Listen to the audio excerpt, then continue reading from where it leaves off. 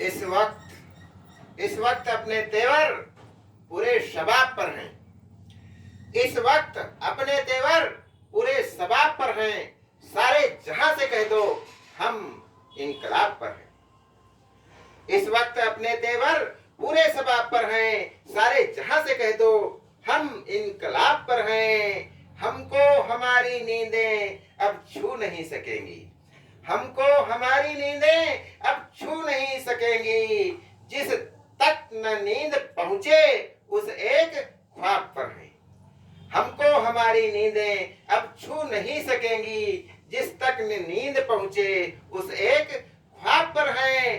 उन कातिलों के चेहरे अब तो उघारिएगा। उन कातिलों के चेहरे अब तो उघारिएगा। ताजा लहू की बूंदें जिनके नकाब पर हैं। उन कातिलों के चेहरे अब तो उघारिएगा। ताजा लहू की बूंदें जिनके नकाब पर हैं। अपनी लड़ाई है तो केवल उसी महल से। अपनी लड़ाई है तो केवल उसी महल से। अपने लहू की बूंदें जिसके गुलाब पर हैं। कैसे मिटा सकेगा हमको कुंवर जमाना। कैसे मिटा सकेगा हमको कुंवर जमाना। हम दस्तखत समय के दिल की किताब पर हैं। दिल की किताब पर हैं। एक पुरानी कविता बेसिक हिंदी रीडर सन 1977 में मैंने पढ़ा था। वो मैं आज आपको सुनाना चाहता हूँ। एक बार छिड़ गई बहस यह हवा और सूरज में। एक बार छिड़ गई बहस यह हवा और सूरज में। कौन अधिक बलवान शक्तिशाली है हम में तुम में। बहुत देर तक हुई बहस पर हो न सका कुछ निर्णय। दोनों ने आपस में मिल फिर किया अंत में निश्चय। चलते राही के कपड़े जो सहज उतरवा लेगा। हम दोनों में वही अधिक सबसे बलवान रहेगा।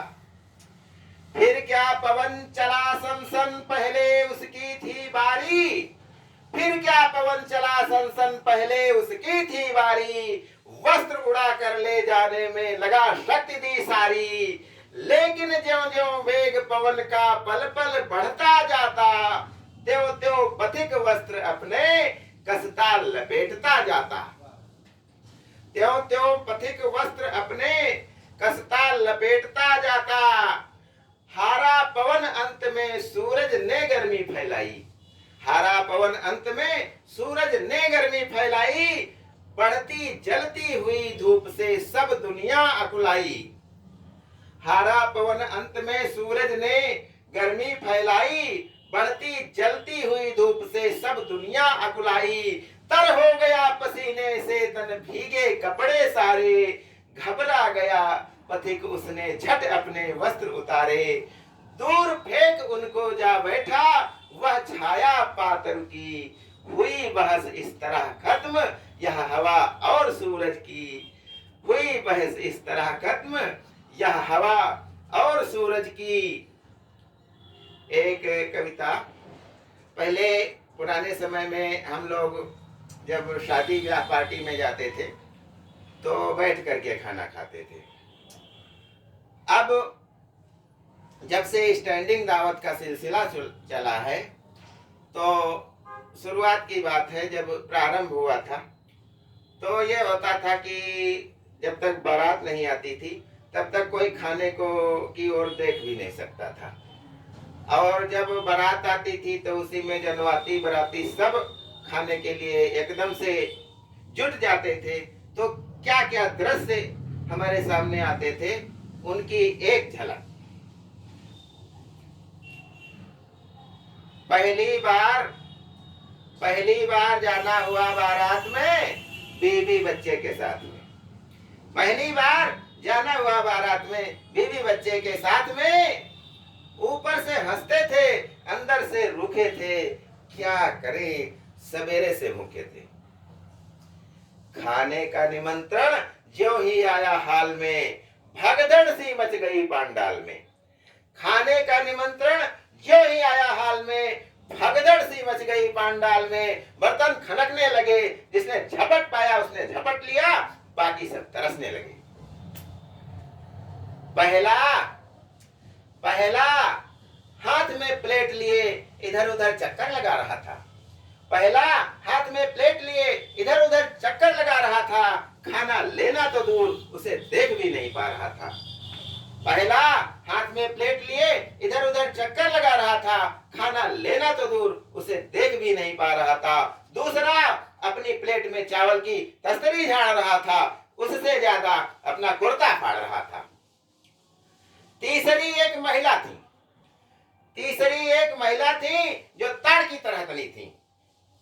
तीसरी एक महिला थी जो ताड़ की तरह तनी थी। उनकी आधी साड़ी पनीर की सब्जी में सनी थी। वे बेचारी बार बार उसे धो रही थी। पड़ोसन की पहन के आई थी, इसलिए रो रही थी। चौथा बेचारा गरीब था, लाचार था, इसलिए कपड़े उतार कर पहले से ही तैयार था। चौथा बेचारा गरीब था, लाचार था, इसलिए कपड़े उतार कर पहले से ही तैयार था। पांचवा अकेले सारे धक्के झेल रहा था, भीड़ में घुसने से पहले दंड पेल रहा था।